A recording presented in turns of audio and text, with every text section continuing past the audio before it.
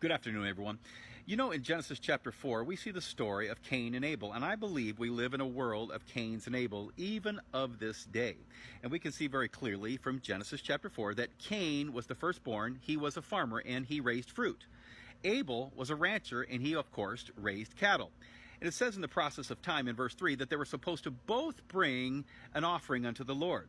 Cain, of course, without doubt, would bring the fruit of his garden. Abel brings cattle, and he brings a blood sacrifice. But by what was accepted, we can see what was expected. Abel brings a blood sacrifice that represents the coming Messiah.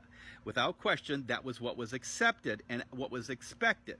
But Abel brought whatever he thought was appropriate, and it was not appropriate, and God rejected it. Because he was rejected, Cain took his brother out in the field, and he took his life.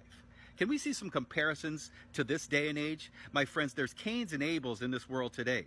The Cains of this world say, I will bring to the Lord whatever sacrifice I want.